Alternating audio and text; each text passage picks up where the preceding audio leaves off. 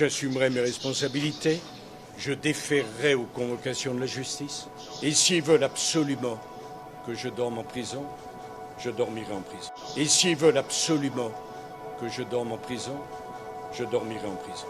Mesdames et messieurs, c'est un véritable séisme politique qui frappe la France. L'ancien président de la République, Nicolas Sarkozy, vient d'être condamné à 5 ans de prison, dont 2 ans ferme dans l'affaire des écoutes téléphoniques. Cette décision de justice, rendue par la Cour d'appel de Paris, marque un tournant historique.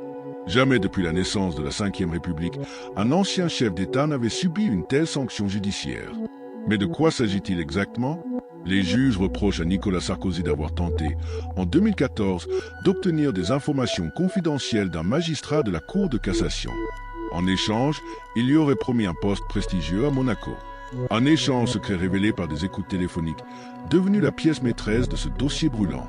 Pour la justice, c'est clair, il y a bien eu corruption et trafic d'influence. Mais pour Sarkozy et ses avocats, c'est tout autre chose. Ils dénoncent un acharnement, une affaire montée en épingle et un procès politique destiné à salir son image. Et c'est bien là que tout se complique. Cette condamnation ne touche pas seulement un homme, mais elle ébranle aussi tout un PAN de la classe politique française. Le parti Les Républicains, déjà affaibli, voit son ancien chef tomber dans la tourmente. Certains y voient la fin définitive des ambitions de Nicolas Sarkozy, lui qui rêvait encore, en coulisses, de jouer un rôle majeur dans les grands équilibres de la politique française. Mais cette affaire dépasse le seul cadre politique. Elle soulève une question fondamentale. En France, la justice est-elle vraiment indépendante ? Pour certains, ce verdict est une victoire éclatante de l'état de droit. Aucun citoyen, pas même un ancien président, n'est au-dessus des lois. Pour d'autres, c'est une manœuvre visant à briser une figure qui dérange encore dans les hautes sphères du pouvoir. Et maintenant, que va-t-il se passer pour Nicolas Sarkozy ? L'homme de 69 ans peut encore faire appel devant la Cour de cassation. Et même si la peine de prison ferme est confirmée, il est peu probable qu'il soit envoyé derrière les barreaux. Avec son âge et son statut, la justice pourrait lui permettre de purger sa peine sous bracelet électronique. Mais quoi qu'il en soit, l'ombre d'une condamnation pèse désormais sur sa carrière et son image en sort profondément ternie. Pour les Français, ce verdict résonne comme un message fort.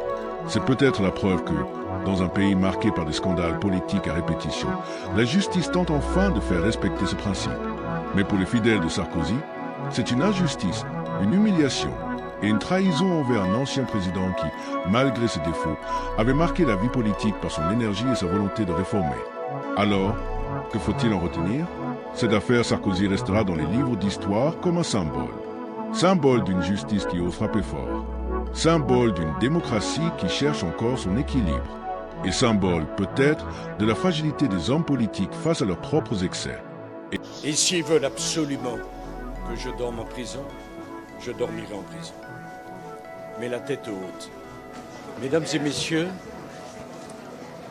ce qui s'est passé aujourd'hui dans cette salle du tribunal correctionnel de Paris est d'une gravité extrême pour l'état de droit, pour la confiance qu'on peut avoir pour la justice. Plus de 10 ans d'enquête pour trouver un financement libyen dont le tribunal correctionnel vient de dire qu'il n'a pas pu, et pour cause, être trouvé dans ma campagne.